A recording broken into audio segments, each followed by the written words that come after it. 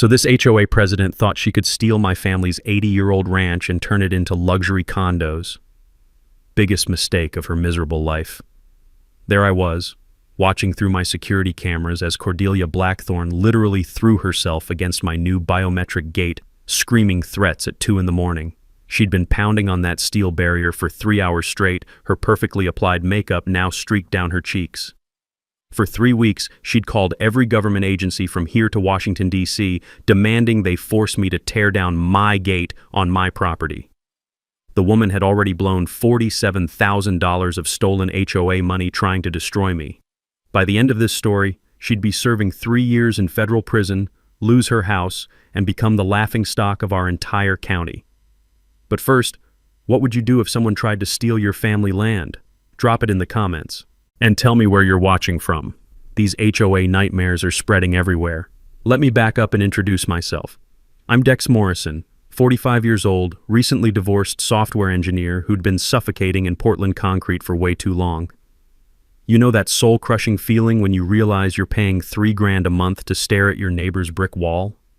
Yeah, that was my life. Then my eccentric Uncle Rusty passed away and left me $400,000. Uncle Rusty was family legend for his creative solutions to bureaucratic problems. The man once built a trebuchet to launch his neighbor's illegally parked car back onto their property. Totally legal, looked it up in city ordinances myself. With 2 teenage kids needing better than weekend visits to my shoebox apartment, I started hunting for rural property. Found this incredible 47-acre ranch in Millfield County, Oregon. Creek running through old-growth timber, barn begging for restoration, and the price? $380 for land worth twice that. Red flag? Absolutely. Did I care? Not even a little. The seller, Bill Hutchins, was this sweet elderly rancher desperate to reach his grandkids in Arizona. Had tears streaming down his weathered cheeks when he handed over the keys. "She's been good to 3 generations of my family," he whispered, voice cracking. "You treat her right." Moving day hit me with that crisp October air that smells like freedom and wood smoke.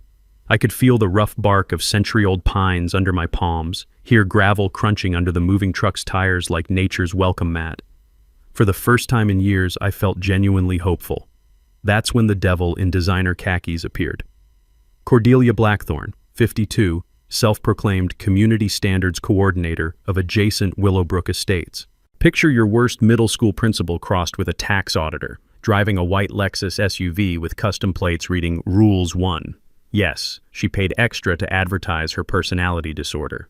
Willowbrook Estates, 200 cookie-cutter houses with HOA rules governing everything from acceptable doormat colors to maximum dog walking duration. These people measured grass height with actual rulers and maintained spreadsheets tracking neighbor compliance violations.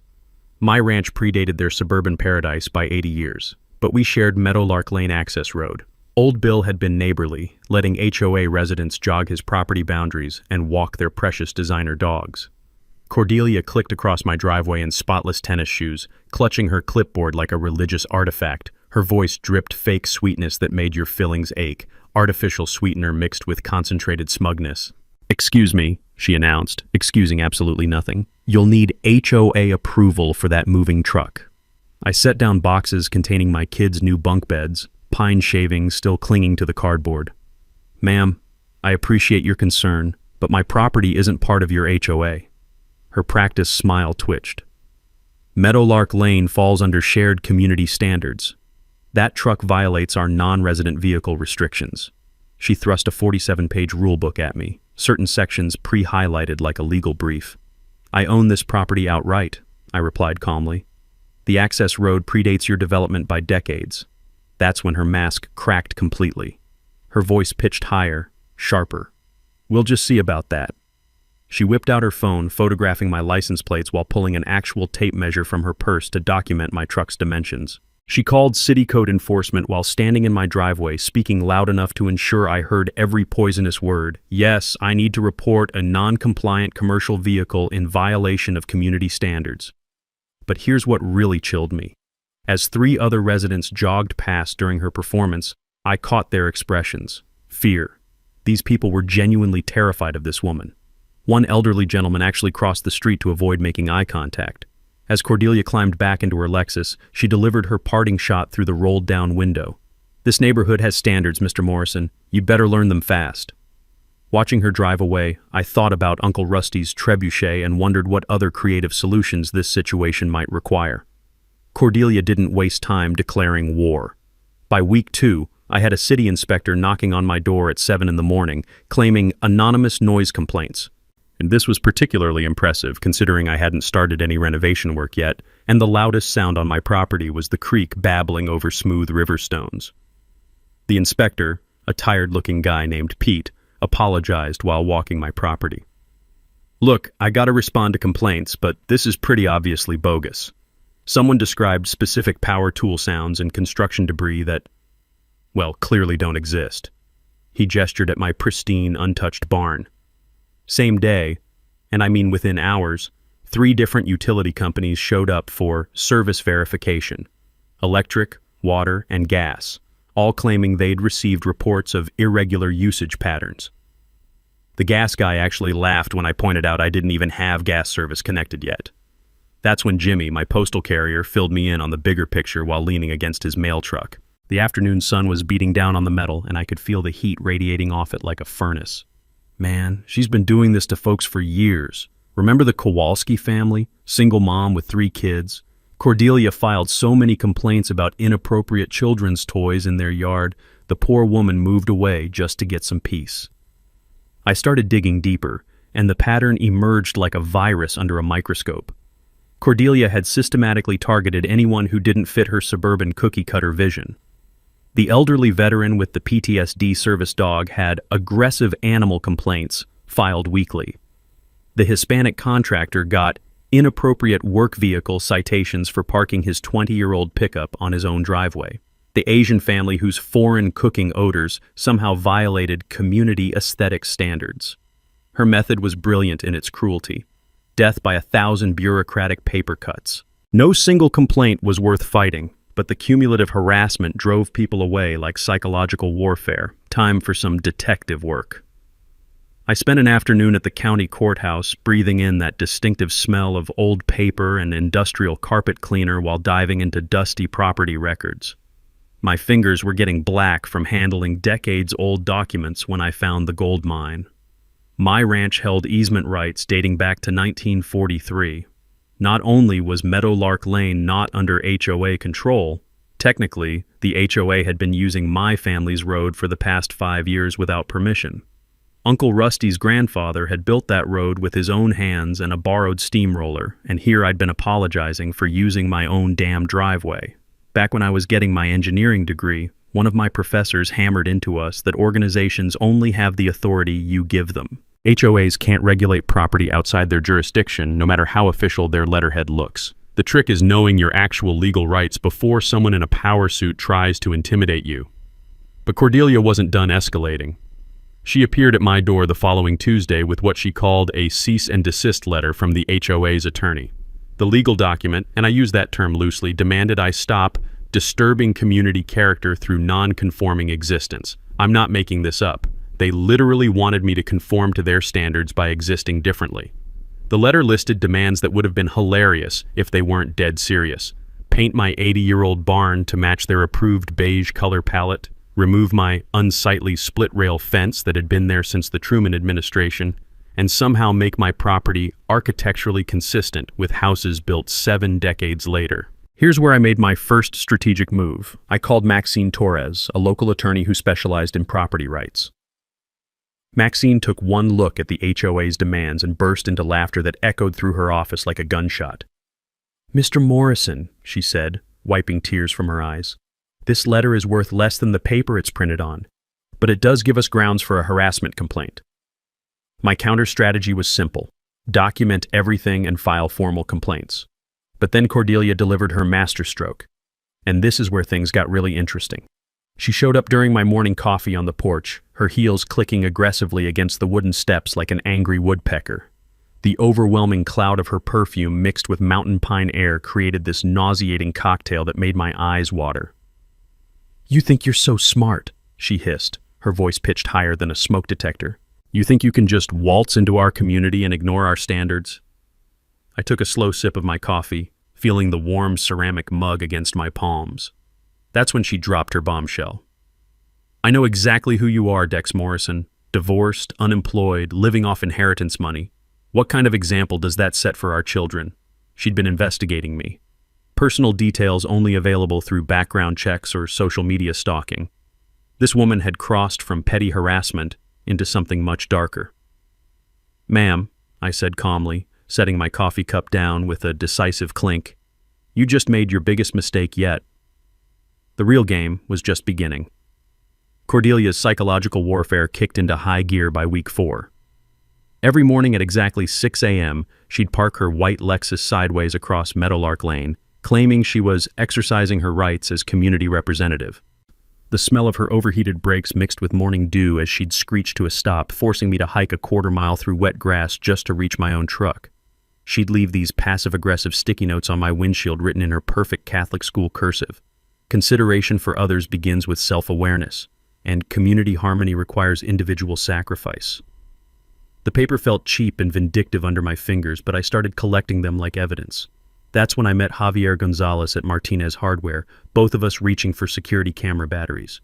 This guy had survived Cordelia's wrath and lived to tell the tale. "You're the new guy she's been terrorizing," he said, grinning like we were old war buddies. "Welcome to the resistance, hermano." Over coffee that tasted like it had been brewing since the Clinton administration, Javier shared his horror story. Cordelia had tried fining him $500 for inappropriate work vehicle aesthetics. His crime was driving a 20-year-old pickup with honest work dents. "But here's what'll blow your mind," Javier whispered, glancing around the empty diner. "My cousin works for the landscaping company that's supposed to maintain their common areas.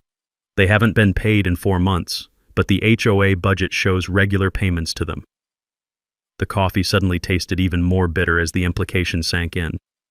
She wasn't just a control freak. She was stealing from her own neighbors. Time to get serious about documentation. Back in my engineering days, we lived by one rule. If it's not logged with timestamps and backups, it never happened. I installed a ring security system that would make the Pentagon jealous. Motion sensors, night vision, smartphone alerts that buzzed every time someone breathed near my property line. Within days, I had Cordelia's entire stalking routine captured in 4K resolution. Her daily property inspections with a measuring tape, photographing my barn from 16 different angles, even timing my morning routine with a stopwatch like some deranged efficiency expert. But then she pulled her masterstroke, and this is where things got genuinely creepy. Cordelia organized what she called a community safety patrol, basically recruiting 3 other HOA board members to take shifts watching my property in 8-hour rotations. All day, every day, there was at least one car positioned with binoculars trained on my barn. They claimed I was suspicious for working after dark in my own workshop. The absurdity hit me while I was organizing Uncle Rusty's old tools by lamplight. These people were surveilling me for the crime of being productive after sunset. That's when I started digging into public records and discovered the truly horrifying pattern. Cordelia had been systematically driving away anyone undesirable for 5 years running. Old Bill Hutchins hadn't just been motivated to sell. He'd been psychologically tortured into leaving after enduring 2 years of daily harassment. Before him, a young Latina single mother who lasted 18 months before moving back in with her parents. A black veteran who'd only managed 8 months before his PTSD couldn't handle the constant scrutiny. Always the same targets: elderly, minorities, single parents, veterans, anyone who didn't fit her narrow suburban fantasy.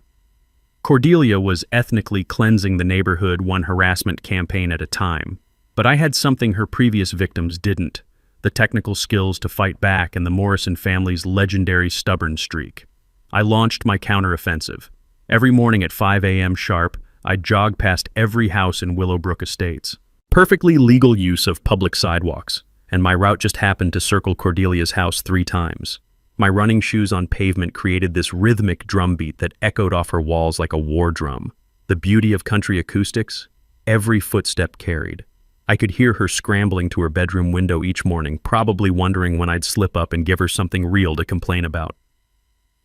After documenting 2 weeks of her surveillance obsession, I filed a formal harassment complaint with the county sheriff. Deputy Martinez, this no-nonsense guy who looked like he'd seen everything twice, took one look at my evidence folder and let out a low whistle. 3 inches of documentation, he said, flipping through photos and printed emails. Most people don't know harassment laws apply to HOA officials just like anyone else. He paid Cordelia a visit that same afternoon, and I watched through my security cameras as her face went white when he explained that continued unwanted contact constituted criminal harassment under state law. But Cordelia wasn't done. That evening, she showed up at my door with an envelope that made my blood run cold. "I know about your kids, Dex," she said with a smile that belonged in a horror movie. "Custody arrangements can be so fragile." The envelope Cordelia handed me contained copies of my divorce papers, custody agreement, and what looked like surveillance photos of my kids getting dropped off for their weekend visits. My hands actually trembled as I flipped through images of Tyler and Madison walking up my front steps, completely unaware they were being stalked by this psychopath. "How did you get these?" I kept my voice steady, but inside I was calculating how many ways I could destroy this woman without going to prison. Her smile stretched wider, like a snake unhinging its jaw. Public records are so accessible these days, and concerned citizens have a duty to report unsafe environments for children. The words dripped poison.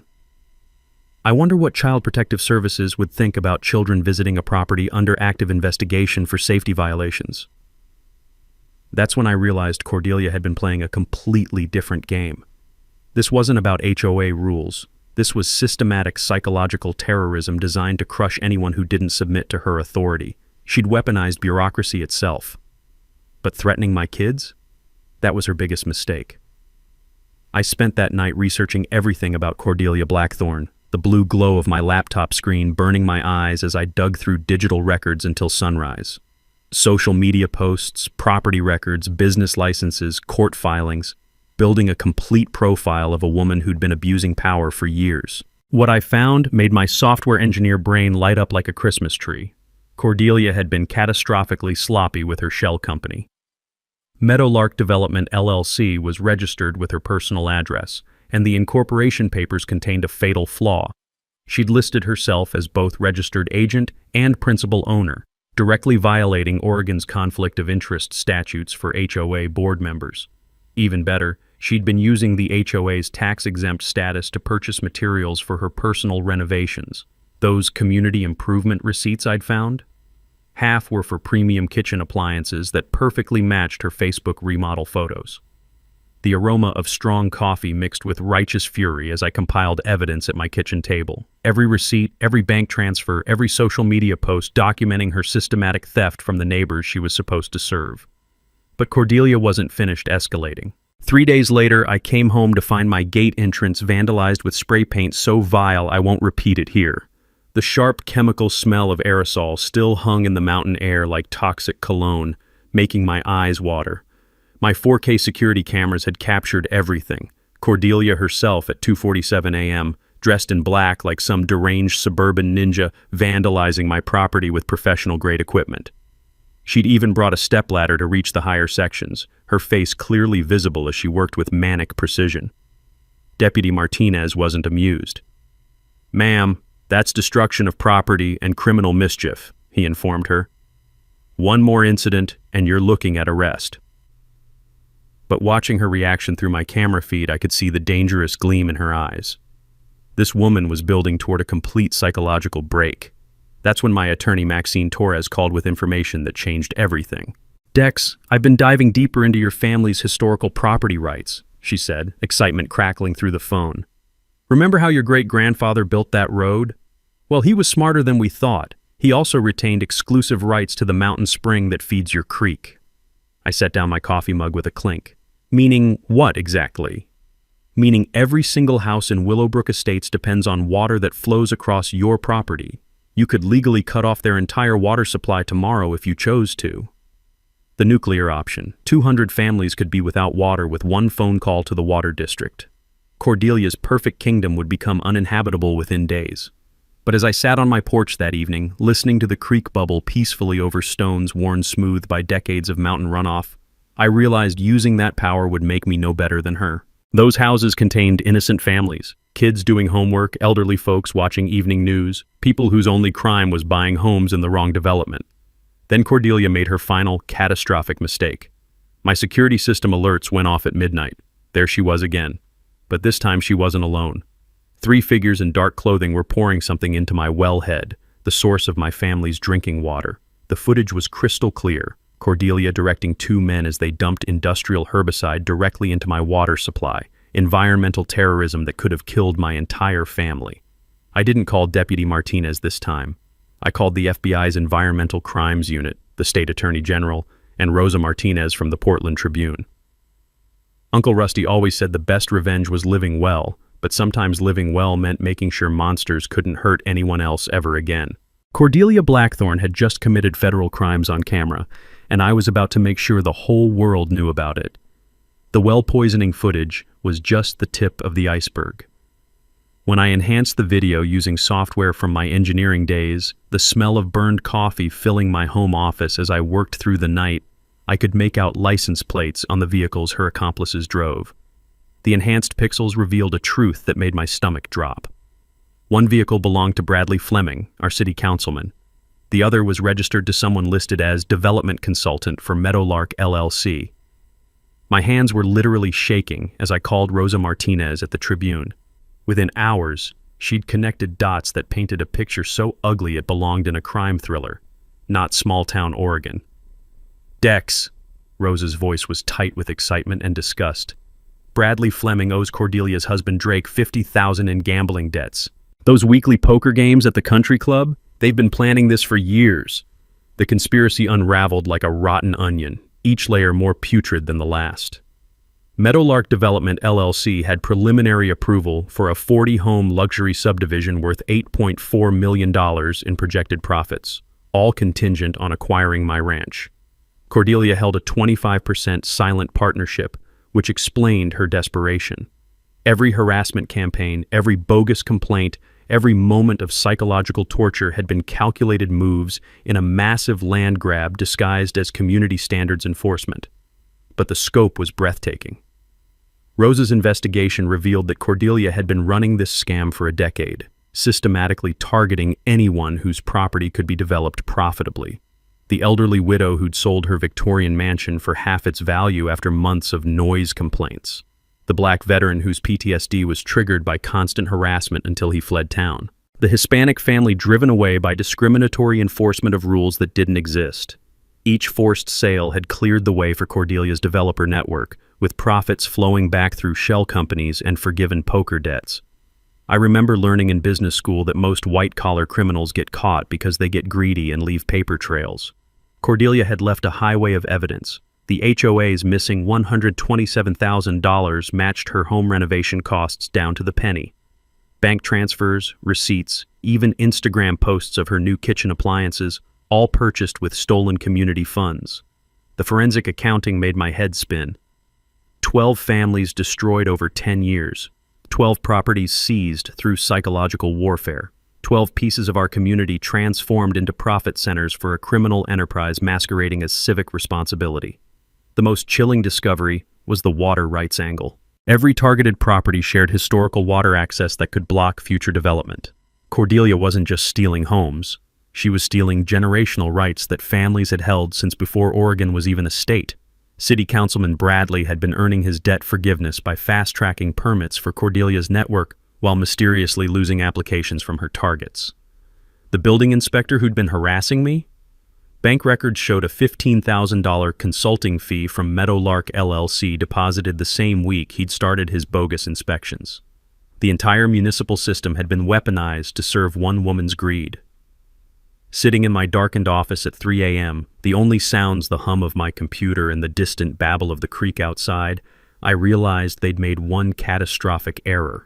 They'd targeted a software engineer who understood digital forensics and had Uncle Rusty's legendary stubborn streak. I had evidence of mail fraud, wire fraud, environmental crimes, civil rights violations, and criminal conspiracy, reaching from suburban boardrooms to city hall to development companies across 3 counties. Uncle Rusty's ranch had become the keystone that could topple an entire criminal empire built on displaced families and stolen dreams. The question wasn't whether I could destroy Cordelia anymore. The question was how spectacular I could make her downfall. The next morning I called an emergency meeting in Uncle Rusty's old barn. The smell of weathered wood and motor oil still hung in the air, mixed with the fresh scent of pine sawdust from my recent cleanup efforts. This felt exactly right. Plotting justice in the same space where Uncle Rusty had built his legendary trebuchet to launch his neighbor's illegally parked car. Javier arrived first, followed by Rosa Martinez hauling a laptop bag that looked like it could survive a nuclear blast. Martha Tatum showed up with her food truck parked outside, claiming she needed to feed the resistance properly. Last came Maxine Torres, my attorney, whose briefcase practically hummed with legal energy.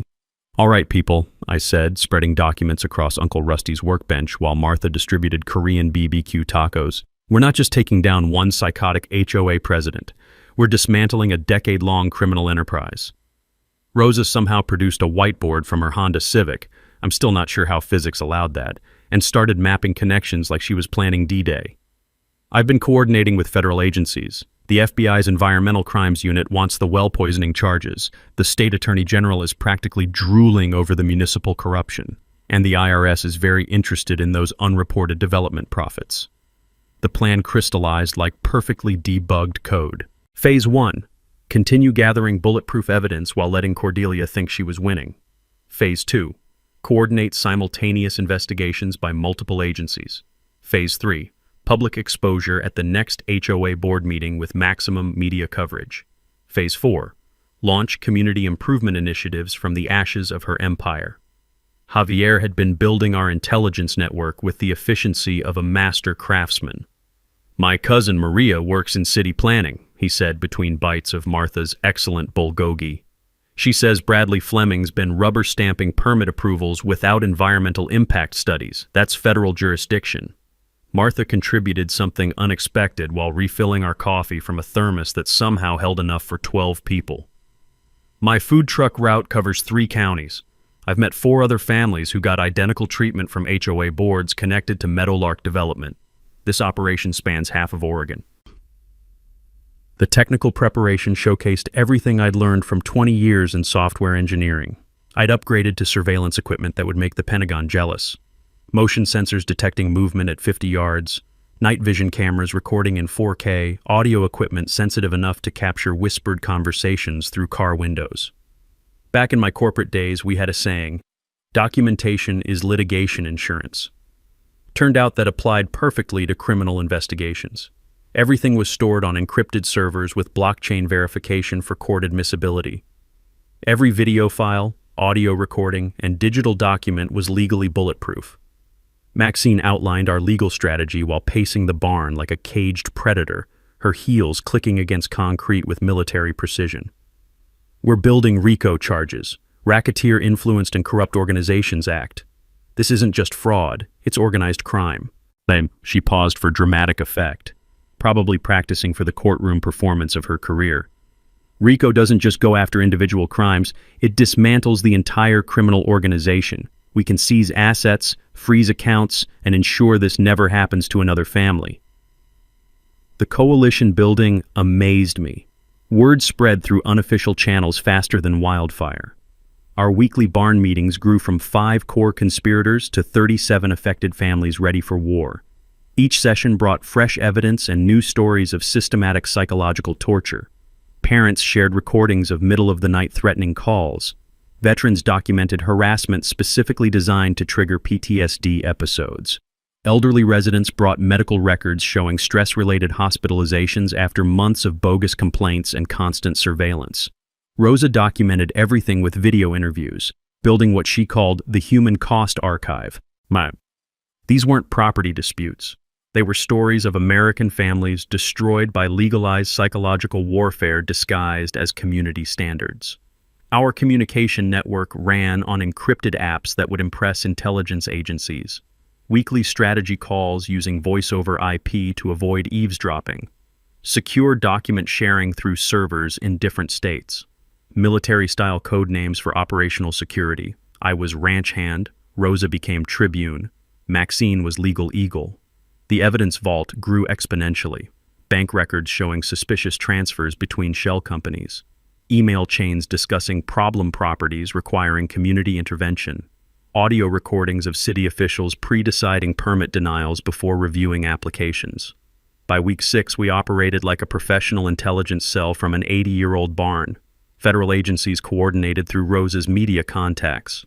State investigators built parallel cases. Local law enforcement finally treated our complaints seriously instead of dismissing them as neighbor disputes. The psychological preparation was almost as crucial as legal strategy. We needed Cordelia to feel victorious right until everything collapsed. Strategic disinformation to test her intelligence sources, allowing her to commit additional crimes while being recorded, building toward maximum public humiliation at the perfect moment. Everything was ready for the coordinated strike that would restore justice and transform our community forever. Cordelia's desperation reached new heights when she realized I wasn't backing down. By week 7, she'd escalated from petty harassment to outright sabotage. I woke to the sound of chainsaws at 5 a.m. and found a century-old oak tree fallen across my driveway, completely blocking access to my ranch. Professional tree service crews and unmarked trucks were loading equipment as I stumbled outside in my pajamas. Emergency storm damage removal, they claimed, though we hadn't seen rain in 3 weeks. The smell of fresh sawdust and motor oil hung heavy in the morning air as I surveyed the destruction. This wasn't wind damage. The cut marks were clean, precise, positioned for maximum inconvenience.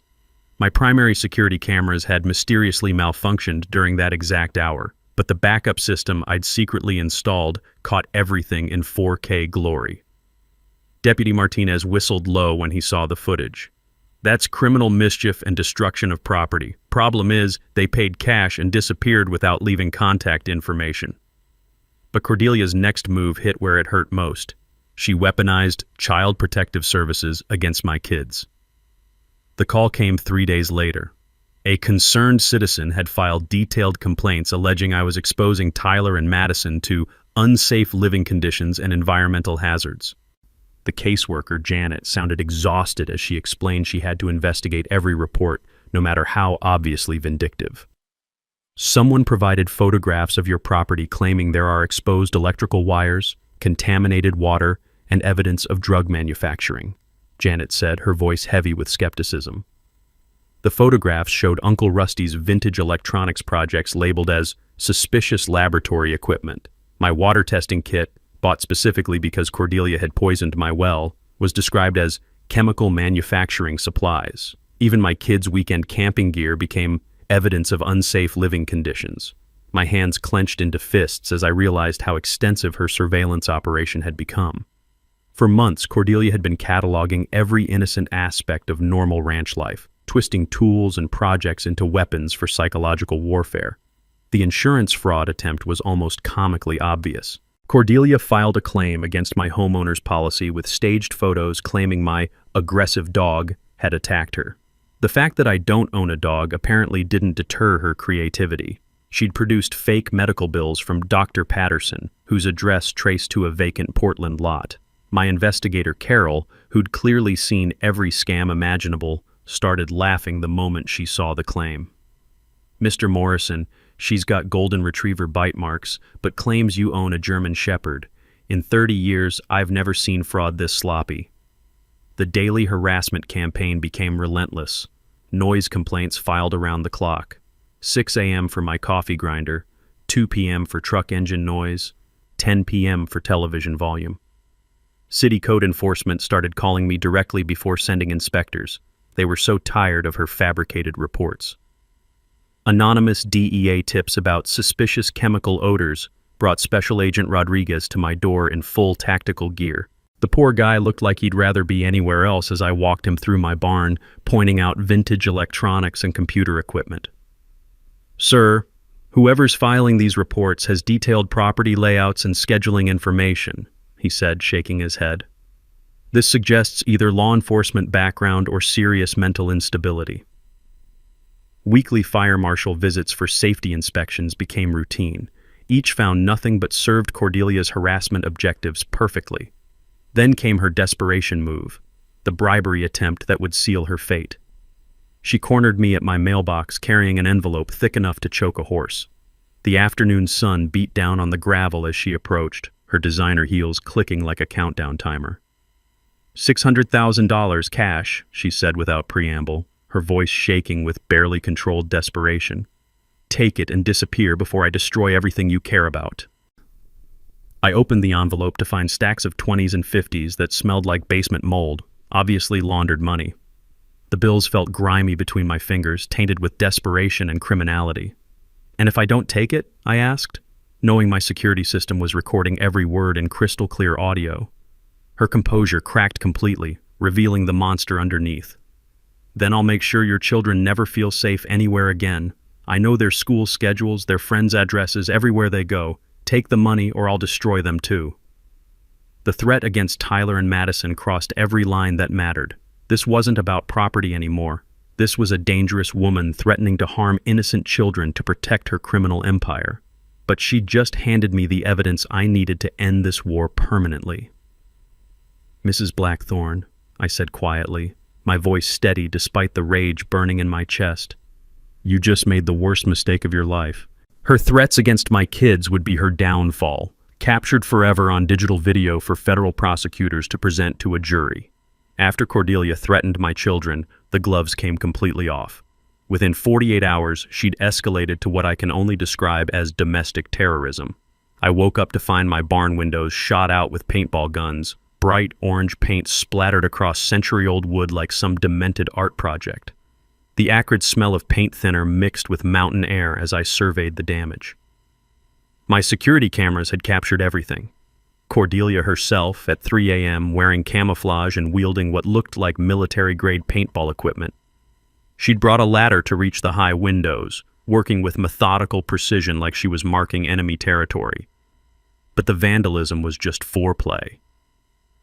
2 days later, I found my mailbox destroyed with what appeared to be a baseball bat, the metal post twisted and bent like a pretzel. Federal crime, since it involved postal services, but Cordelia was beyond caring about legal consequences. The smell of gasoline lingered around the wreckage.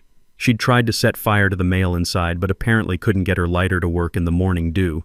My security footage showed her fumbling with matches for 10 minutes, cursing like a sailor who'd just discovered his ship was sinking.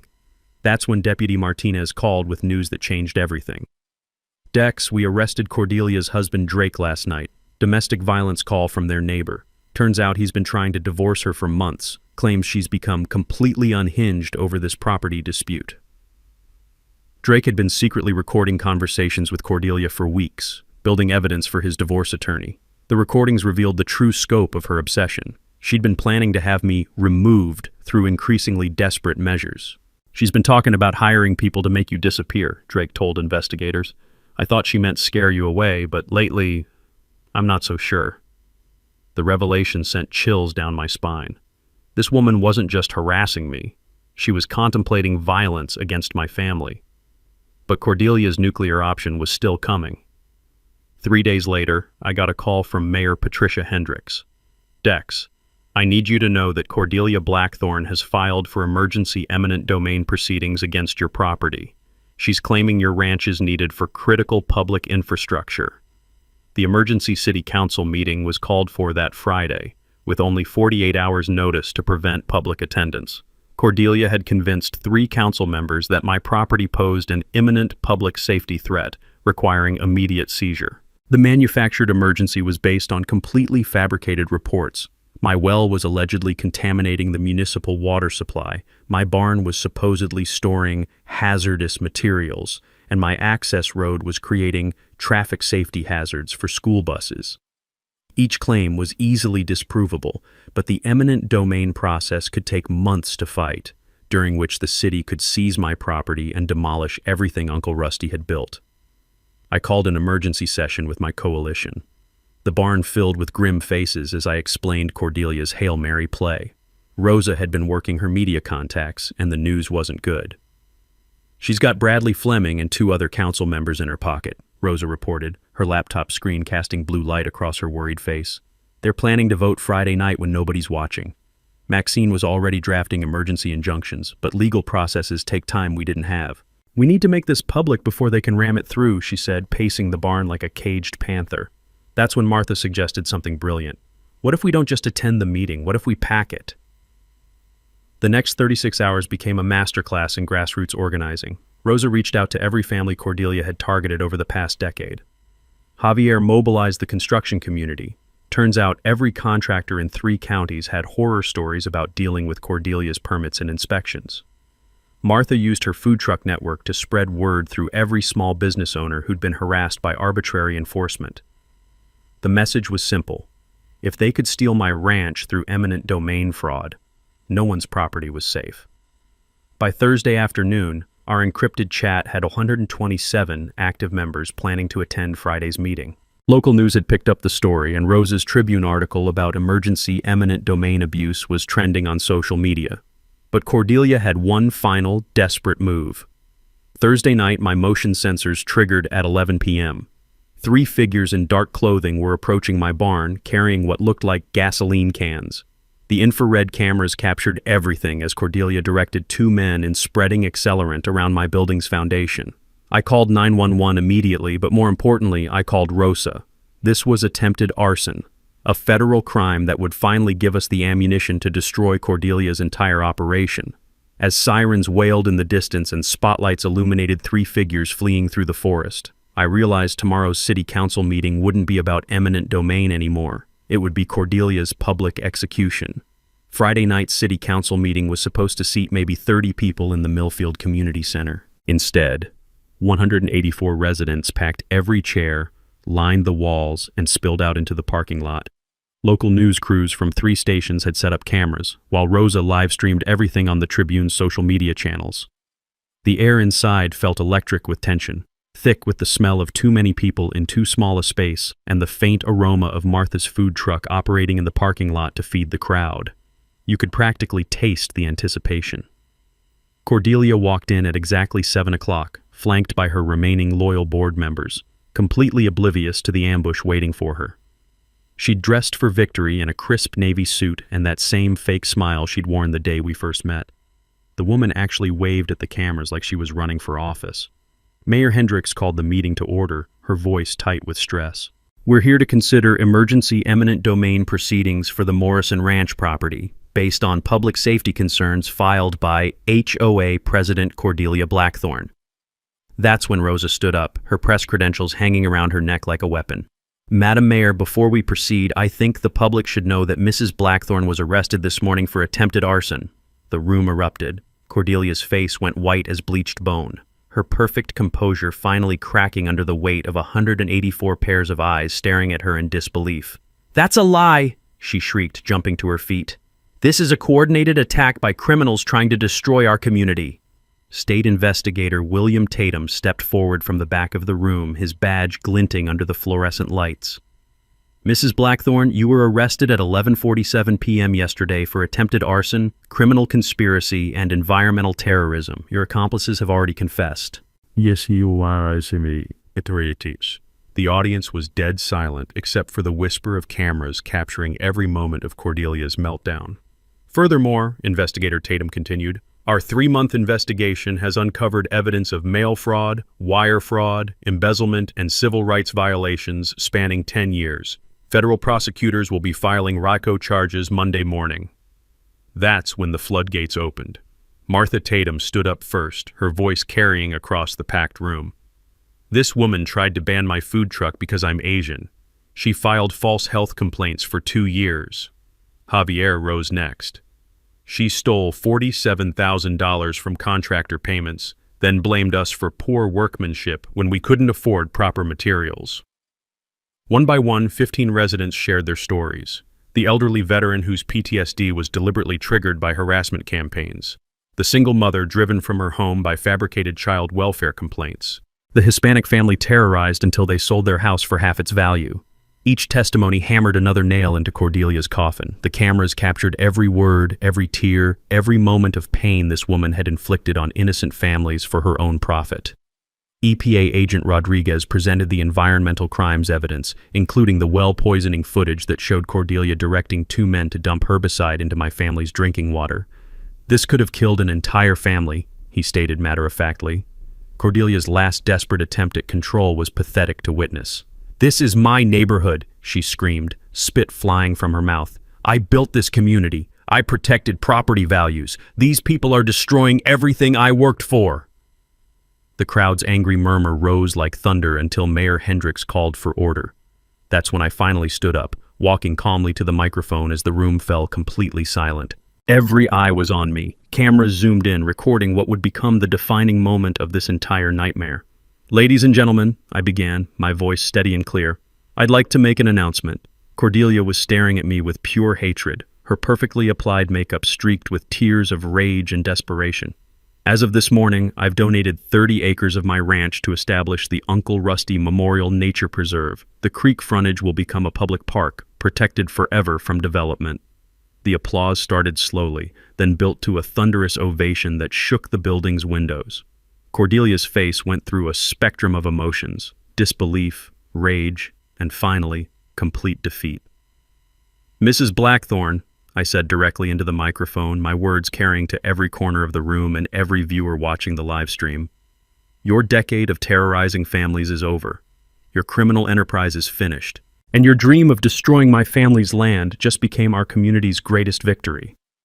Sheriff's deputies moved toward Cordelia as she completely lost control, screaming incoherently about conspiracies and her ruined plans. The cameras captured every moment of her final public meltdown.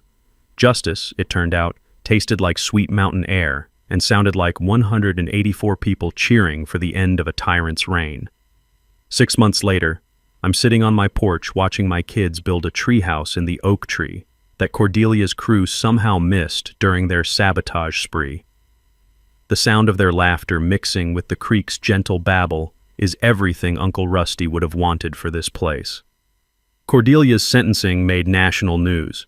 3 years federal prison for environmental crimes, plus 2 additional years for embezzlement and fraud. The judge called her actions a systematic campaign of psychological terrorism against vulnerable families.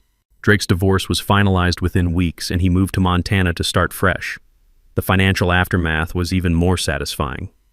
Our class action lawsuit resulted in a $1.8 million settlement distributed among affected residents. Javier used his portion to expand his construction business and landed the contract to renovate half the HOA's common areas under the new, democratically elected board. Martha opened her permanent restaurant location in downtown Millfield, specializing in Korean-Mexican fusion that's become legendary throughout the county. The Cordelia Special, extra spicy kimchi tacos, is her best-selling item, though she insists the name was my idea. The new HOA leadership eliminated 73% of Cordelia's arbitrary rules, transforming Willowbrook Estates from a suburban prison into an actual community. Property values increased 23% once word spread about the reformed governance and elimination of harassment campaigns. My 30-acre donation became the Uncle Rusty Memorial Nature Preserve, complete with hiking trails and educational signage about native wildlife. The county matched my contribution with a $150,000 development grant, and the state designated the entire creek system as protected habitat after discovering an endangered salmon species. The treehouse project became a community effort. Javier donated materials and expertise, Martha provided lunch for the volunteer crews, and Rosa documented the construction for a follow-up Tribune series on community healing after trauma. Watching neighbors who'd been terrorized into isolation work together again was better therapy than any counselor could provide. Tyler and Madison permanently moved in with me after seeing how much happier they were on the ranch. Their mother admitted the peaceful environment was better for their mental health than city apartments and custody battles. We converted Uncle Rusty's workshop into a homework space where neighborhood kids gather for tutoring and science projects. The Uncle Rusty Memorial Scholarship launched with $50,000 from my settlement money, providing trade school funding for students from families affected by bureaucratic harassment. The first recipient was Javier's nephew Miguel, studying electrical engineering with plans to return and help modernize our rural infrastructure. Rosa's Tribune series won a state journalism award and sparked HOA reform legislation in Oregon's next legislative session. 3 other counties launched investigations into similar corruption patterns, discovering that Cordelia's network extended far beyond our small community. The ripple effects keep spreading. National HOA accountability organizations use our case as a textbook example of fighting systematic abuse. A documentary film crew spent 2 weeks interviewing residents last month, planning a feature about grassroots resistance to corporate-style neighborhood control. The practical lessons from our fight became a resource guide that's helped hundreds of families facing similar harassment. Document everything with timestamps and backups. Know your actual property rights before someone in a power suit intimidates you. Build coalitions because isolated targets are vulnerable targets. Use the legal system strategically, not emotionally. Every evening, I walk the nature preserve trails that wind through land Cordelia wanted to pave over for luxury condos. The creek runs clear and cold, supporting wildlife that would have been destroyed by her development scheme. Eagle nesting boxes installed by volunteer scouts attract breeding pairs each spring. The biometric gate still stands at my entrance, though now it's programmed to recognize 5 community leaders who help maintain the preserve. It remains our symbol, open to friends, sealed against tyranny. Annual property rights festivals draw families from across the Pacific Northwest to celebrate successful resistance against bureaucratic abuse. This year's event featured workshops on dealing with HOA overreach, legal aid clinics, and a barbecue competition judged by former harassment victims who've become close friends. Where are they now? City Councilman Bradley pleaded guilty to corruption charges and moved to Florida in disgrace. His developer accomplices paid $500,000 in fines and are banned from Oregon projects. The postal inspector who helped investigate the mail fraud got promoted to regional director. As for me, I'm dating the environmental lawyer who helped establish the preserve's protected status. Life has a way of bringing the right people together when communities heal. Drop a comment sharing your HOA horror story. You're not alone in fighting these battles. Hit subscribe if you want more stories about ordinary people beating corrupt systems through courage and community organizing. Thanks for hanging out with us on HOA Stories, where the HOA Karens meet their match. If this story had you cheering or cringing, go ahead and like the video, drop a comment with your reaction, and hit subscribe so you're ready for the next wild HOA tale.